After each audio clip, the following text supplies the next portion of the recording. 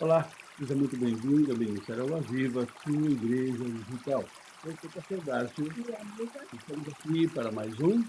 conhecendo mais a palavra de Deus para viver todas essas promessas que Deus tem para você. Então, em nome de Jesus, obrigada a você que está conosco, está ligadinho aí no Zoom, conectado com a gente, para ouvir mais essa palavra e que também essa palavra toque na sua vida, toque no seu coração para viver cada uma dessas promessas. E convidamos você a andar junto no Ministério Água Viva. Então, entra lá na página ministérioaguaviva.net.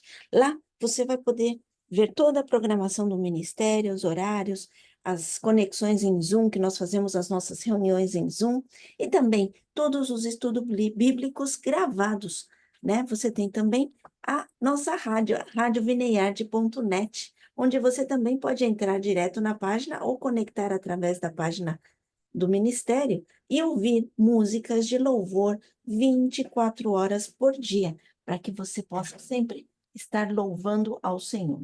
Em nome de Jesus. Aleluia, é isso aí. Nós estamos aí falando sobre as parábolas de Jesus. Nós já falamos sobre 4 parábolas e hoje nós vamos tratar de mais uma delas, a parábola das coisas novas e das coisas velhas. Ela se encontra lá em Mateus capítulo 13, versículos 51 e 52. A palavra das coisas novas e velhas foi pronunciada por Jesus para finalizar seu importante ensino acerca do reino dos céus. No capítulo 13 do Evangelho de Mateus, Jesus pronunciou uma série de parábolas acerca do reino antes dele partir, não desse mundo, mas partir para Nazaré, a sua cidade natal. Primeiramente, ele falou à multidão, depois, ele falou particularmente aos seus discípulos. Quando pronunciou essa parábola, apenas seus discípulos estavam presentes.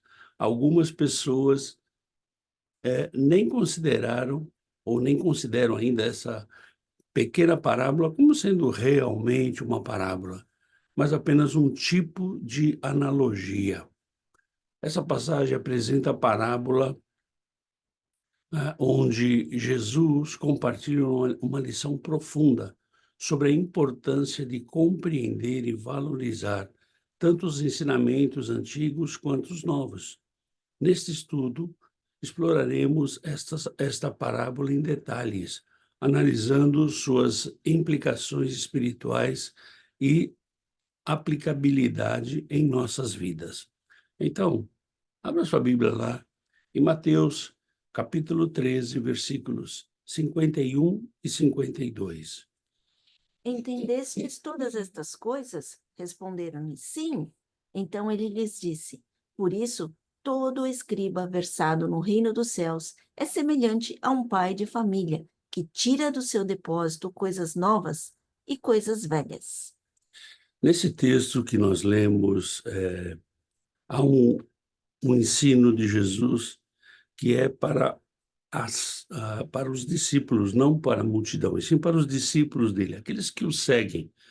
Na verdade, é uma reviravolta na compreensão dos discípulos sobre a sua missão como, eh eh, como aqueles que vão levar, aqueles que vão multiplicar a palavra de Deus.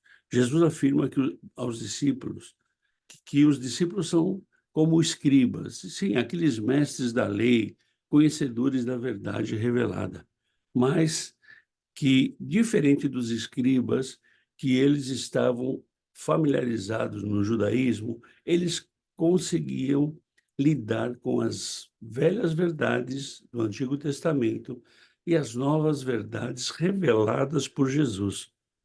Vamos ver como cada um de nós deve conhecer e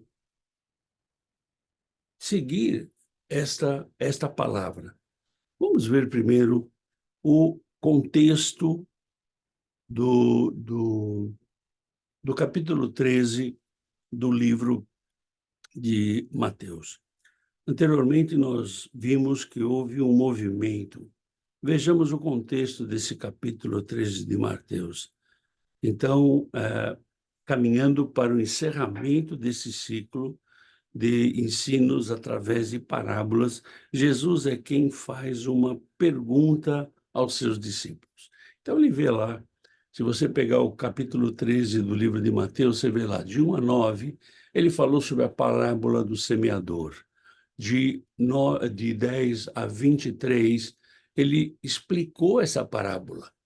Então, nós vemos que o capítulo 13 é um capítulo assim, bastante dedicado às parábolas.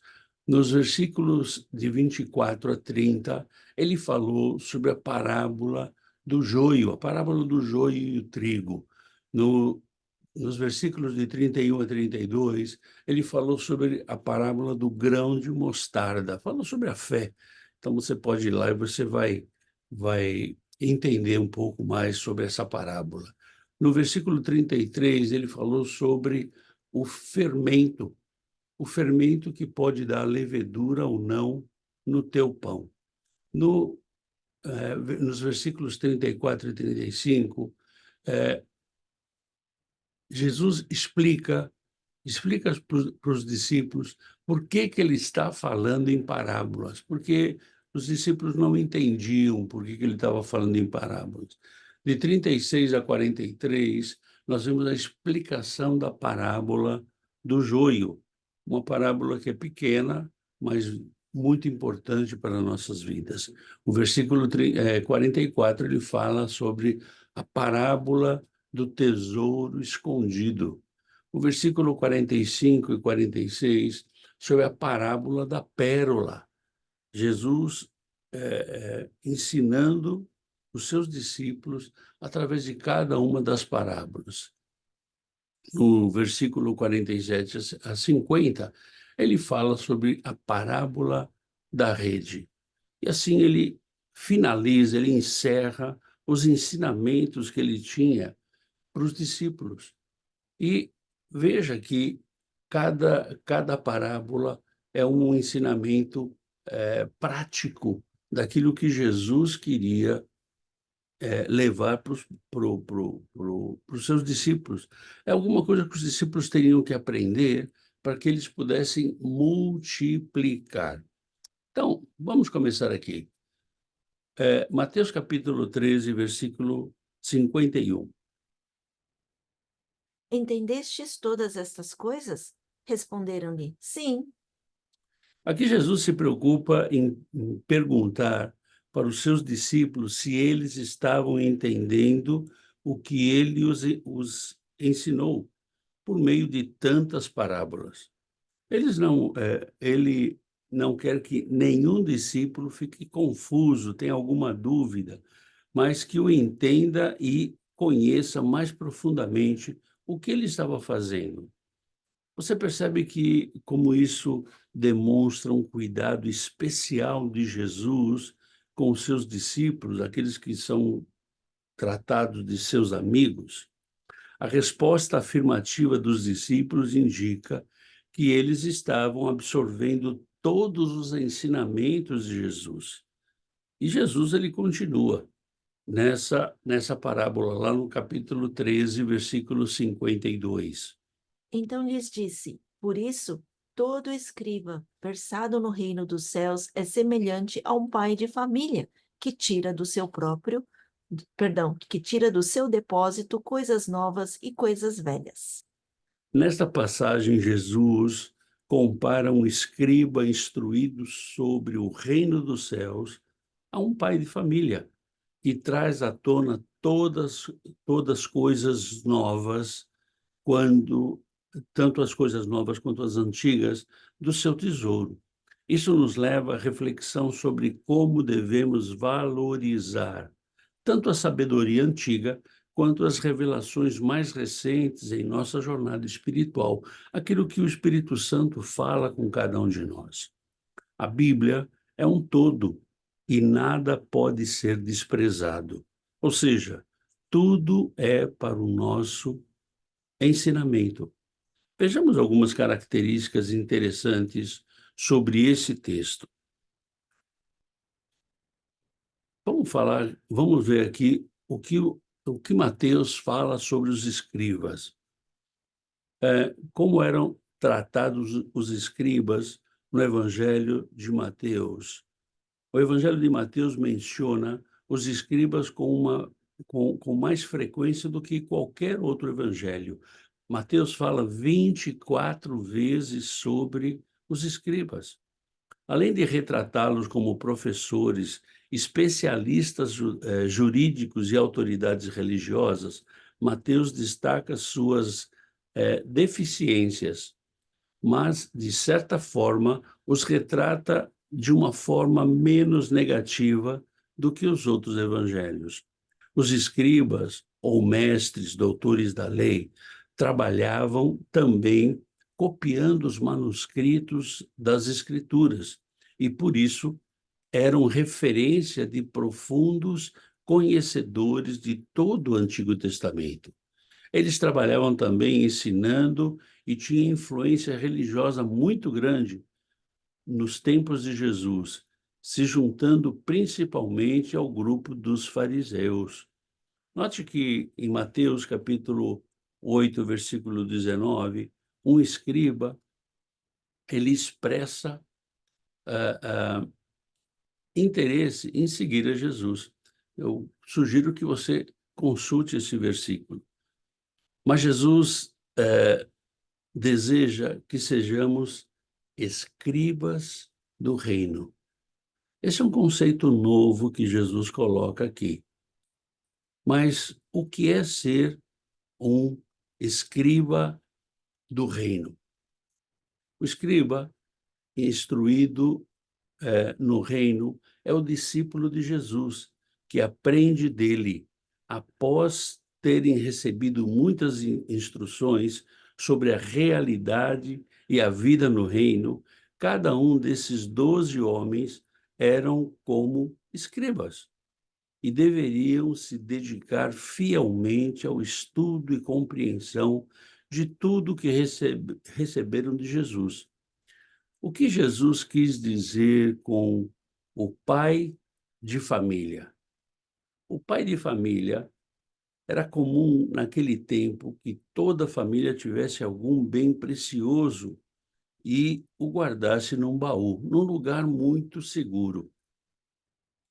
E o depósito aqui é o mesmo termo no grego para o tesouro falado lá no versículo 44 do capítulo 13 do livro de Mateus, que é a parábola do tesouro escondido.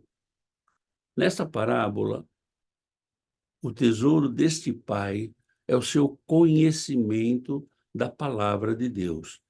Todo cristão é convocado a se ver como escriba, ou seja, é um aluno, é um aprendiz e, ao mesmo tempo, é um professor e um discipulador. Eu acho que recordando e reforçando que naquela época não tinha a imprensa que nós temos hoje. Então, tudo era impresso e era multiplicado, né? Era Então, escrito, né? Era escrito na mão, né? na mão, um a um, palavra por palavra. Não Então, tinha internet também, né? não tinha internet, ele tinha que sair correndo e levar a mensagem até onde tivesse que chegar. Então, por onde eles iam multiplicando, ensinando tudo aquilo que eles escreviam. Mas nós voltamos naquele ponto. Era uma profissão, não. Não era um chamado de Deus. Pois a gente tem que ver esse, esse escriba do reino como realmente um chamado que o Senhor tem para a minha vida e para a tua vida. Muitas vezes nós achamos que é simplesmente aceitar Jesus e está tudo certo. Já está tudo resolvido. Não, não está tudo resolvido. Aí você começa a andar com esse Deus, você começa a entender um pouco mais desse Deus. E você deve passar a ser um discípulo, aquele que segue a Jesus. E como um discípulo, você começa a aprender da palavra e começa a ensinar na palavra naquele pouco que você sabe. Você passa a ser um discipulador. O discipulador é aquele que ensina as pessoas, aquele que dá um norte dentro da palavra para um novo convertido. E a gente vê aqui que Mateus ele vai um pouquinho mais além. Veja Abra sua Bíblia lá no livro de Mateus, capítulo 7, versículos de 21 a 23.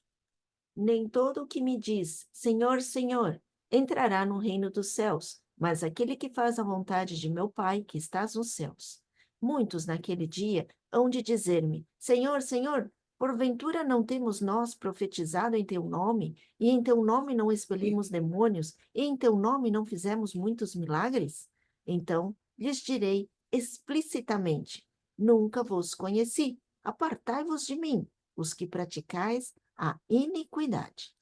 Ou seja, esse é um texto muito importante, um texto clássico, né, para o julgamento no final dos tempos.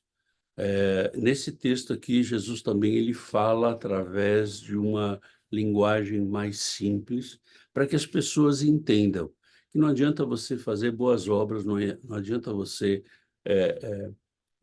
estar metido dentro de uma igreja, com um monte de cargos, com um monte de atividades, se você não colocar em prática a palavra.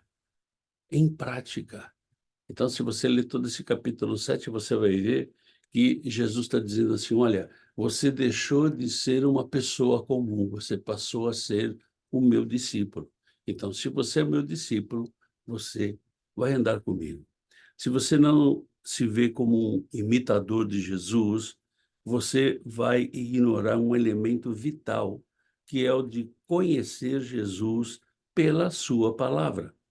Cada um de nós precisa continuar conhecendo e estudando a palavra de Deus. Ou seja, nós nunca esgotamos esse estudo. E se você não se vê como um discipulador, discipulador é aquele que ajuda os outros a conhecer e a seguir esse Jesus, você vai negligenciar a importância da precisão das doutrinas e os relacionamentos em que se envolver não serão de crescimento mútuo. Ou seja, você precisa ter alicerce. Alicerce a gente só obtém na palavra. A integridade de vida entre palavras e conduta vai demonstrar o tipo de relacionamento que você e eu temos com Jesus.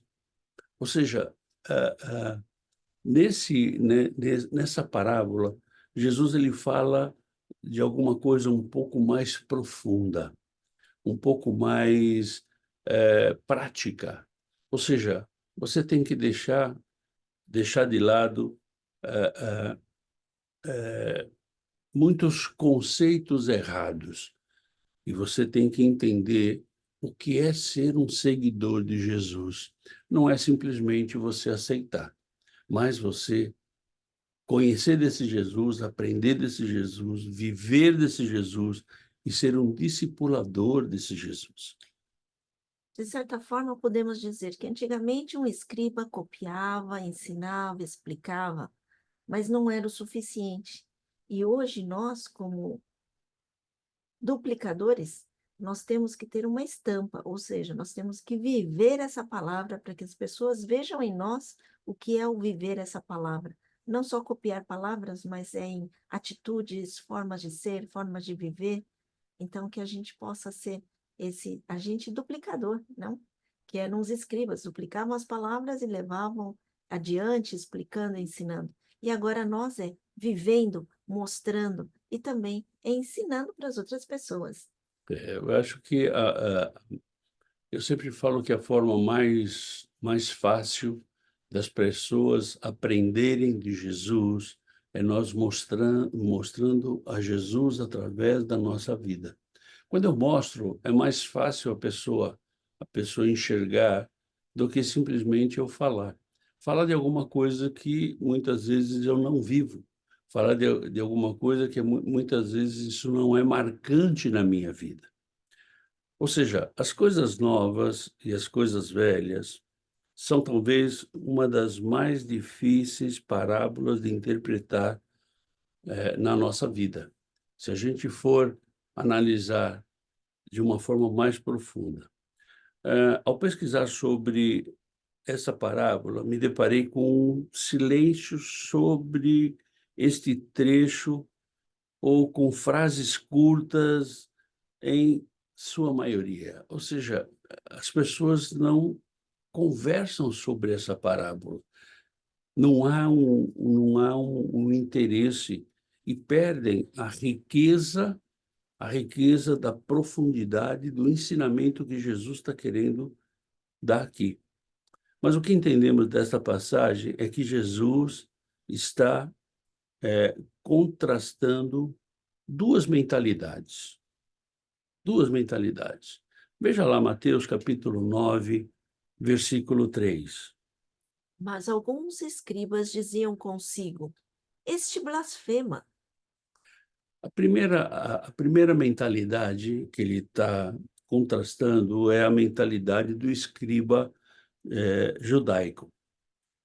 Eles tinham apenas a compreensão do Antigo Testamento, das opiniões e interpretações dos rabinos. Por isso, eles rejeitavam Jesus. Era muito contrário tudo aquilo que Jesus ensinava, com o que eles tinham de compreensão sobre o modo de Deus agir. Então, a primeira contestação que nós vemos aqui nessa parábola é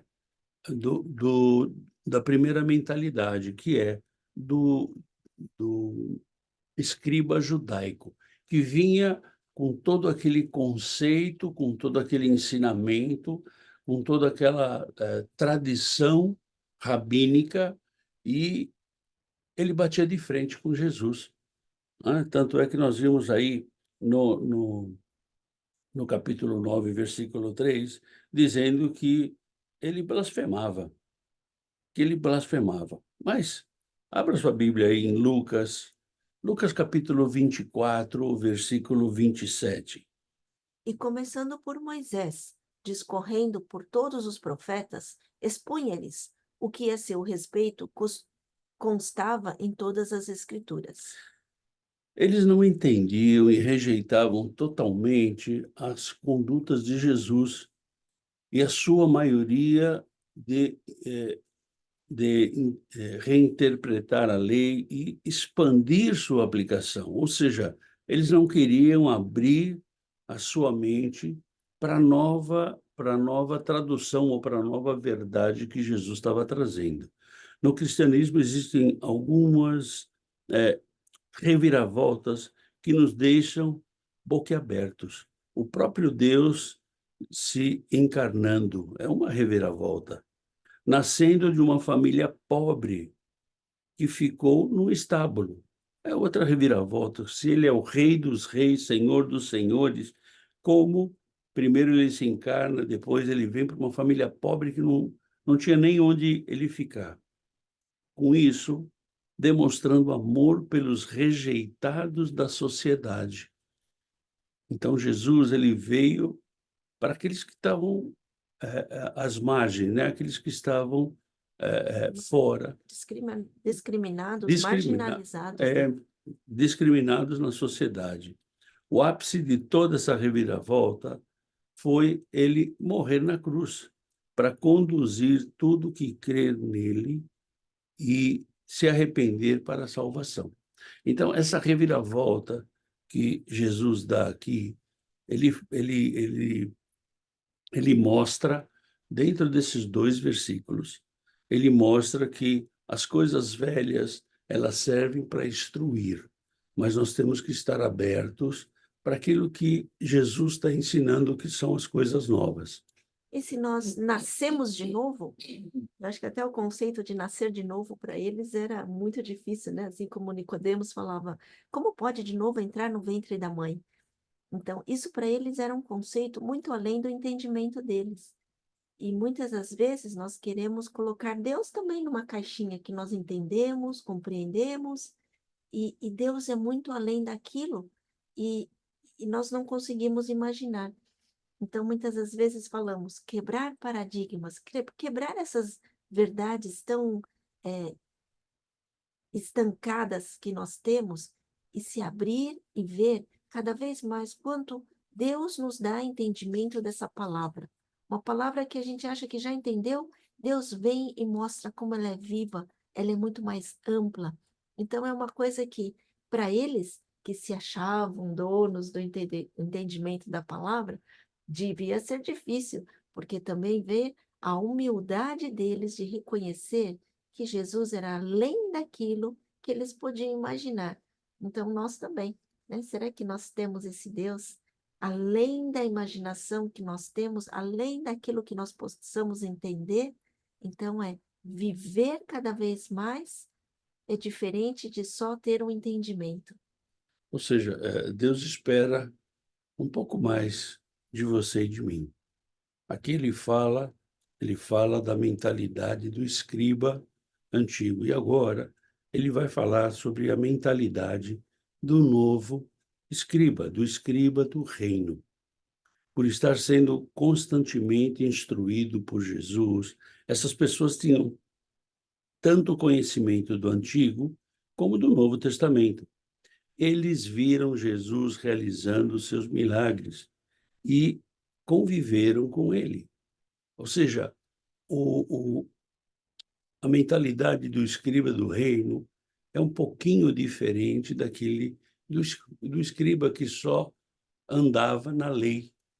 Ele viu, ele testificou, ele sofreu, esse milagre de Jesus, não é? E é esse milagre que Jesus quer fazer na tua vida e na minha vida. Veja o que, Jesus coloca lá em Mateus capítulo 7, versículo 28.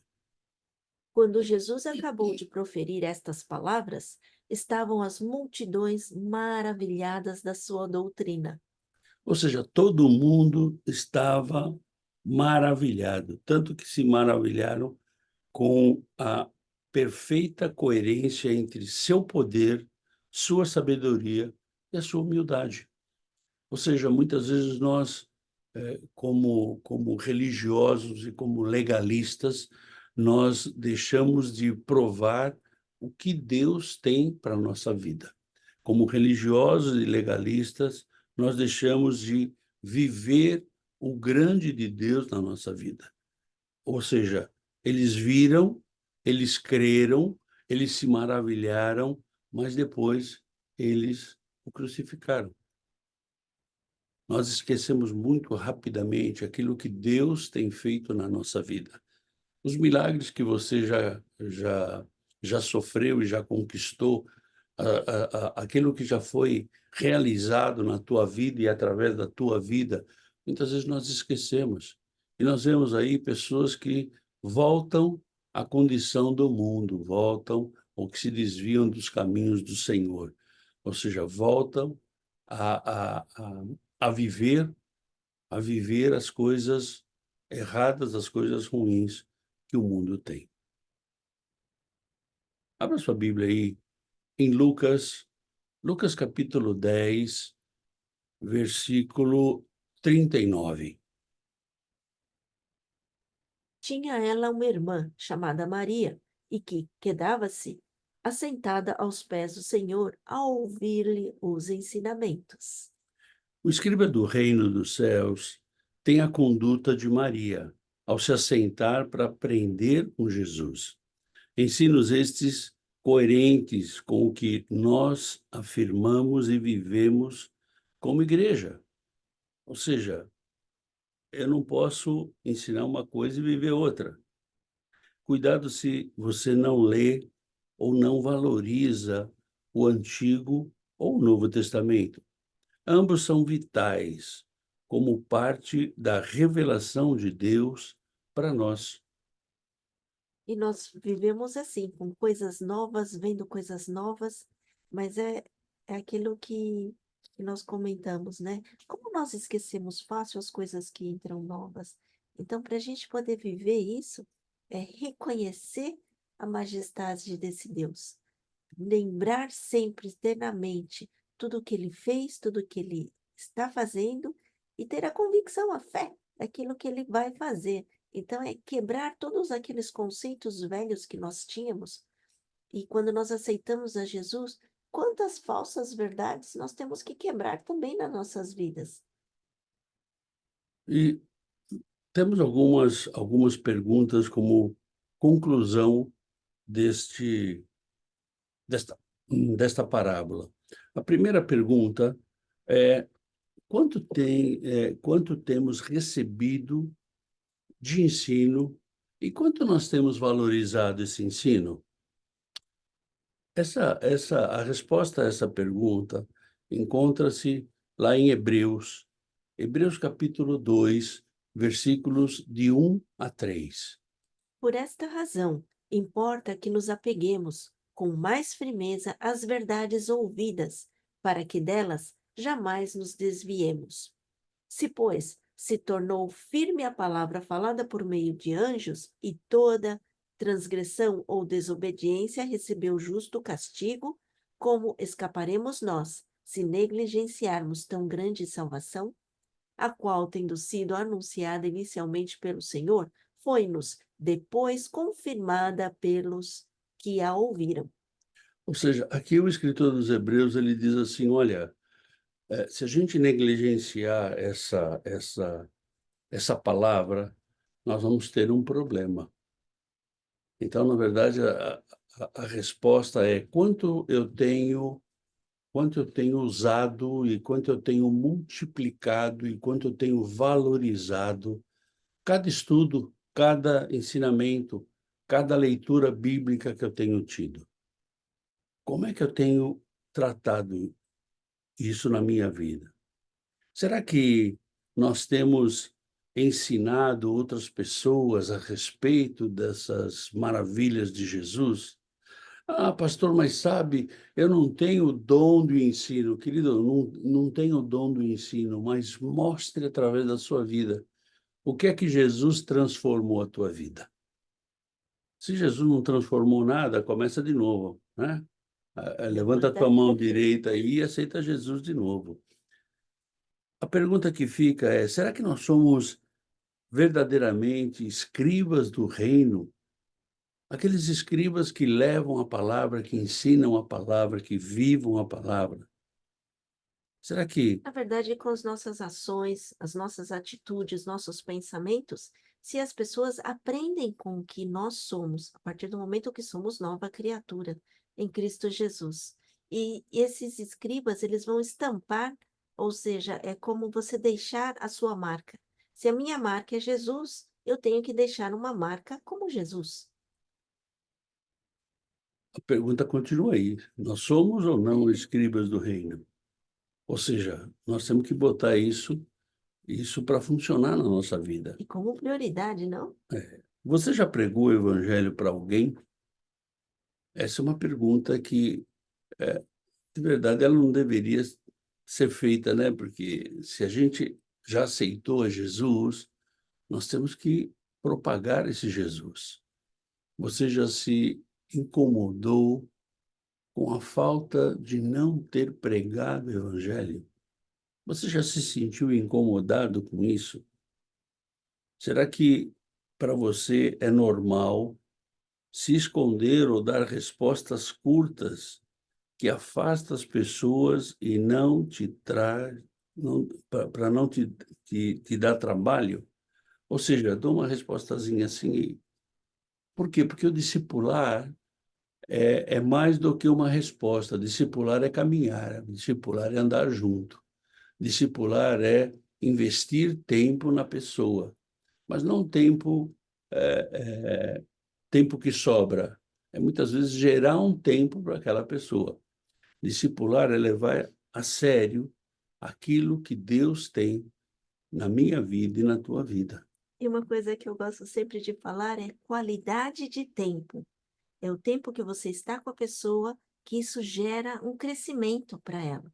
Assim como Jesus, todo o tempo que ele passou com os discípulos, o quanto isso foi gerando a cada dia um crescimento, um processo, né? Como nós já comentamos, é esse processo que faz. E quanto mais nós andamos juntos, mais íntimos nós ficamos. Assim como Deus, quanto mais nós andamos na palavra, quanto mais nós eh, aprofundamos na palavra, quanto mais é profundo o nosso relacionamento com o nosso Deus Todo-Poderoso. Ou seja, na verdade, é um caminhar, né? Uhum. é um demonstrar aquilo Seguir o que, processo. aquilo que Deus tem feito na minha vida.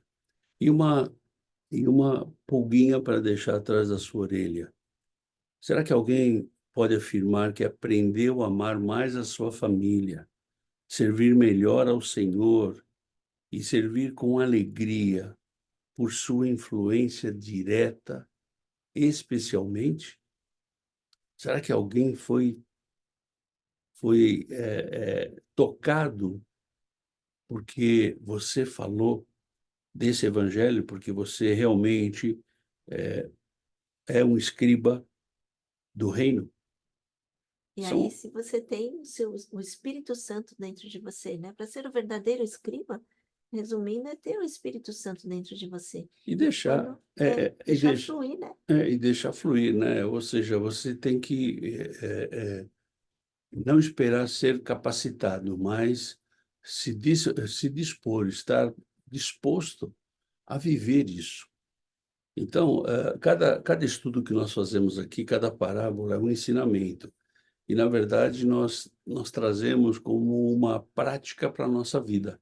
Como é que eu posso praticar isso na minha vida?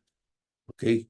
Bom, se você tem alguma dúvida, alguma pergunta, você pode entrar em contato conosco aí através do nosso e-mail, através do nosso WhatsApp ou através das redes sociais. E aí nós vamos poder estar juntos buscando cada resposta de cada dúvida, buscando na palavra, que eu acho que é o mais importante, eu vejo que é o mais importante para a nossa vida, buscar na palavra. Ok? E nós estamos vendo as parábolas de Jesus, e a próxima parábola que nós vamos ver é a parábola do construtor de uma torre. Então você pode dar uma lidinha lá, está em Lucas capítulo 14, versículos de 28 a 30. Então na próxima semana eu te espero aqui, nessa mesma bate-hora, nesse mesmo bate-canal, para que a gente possa estar estudando juntos esta mais uma parábola, né? Estudamos juntos esta parábola em nome de Jesus. Ok?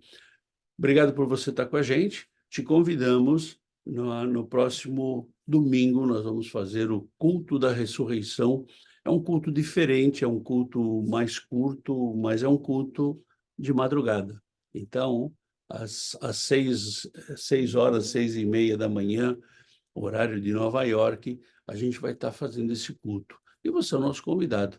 Vem com a gente, nós vamos fazer a Santa Ceia. Então, se você quiser participar da Santa Ceia... Ah, pastor, mas a Santa Ceia não é no primeiro domingo? Também é no primeiro domingo, só que essa Santa Ceia nós festejamos a ressurreição de Cristo, né? Então, você é o nosso convidado. Vem com a gente, em nome de Jesus. E E também depois o culto normal. e também no domingo tem o culto normal, né? Às 7 horas, horário de Brasília, você é o nosso convidado, ok? Que Deus te abençoe, que Deus te guarde, tenha um final de semana poderoso, em nome de Jesus. Amém. Fica na paz. Tchau, tchau.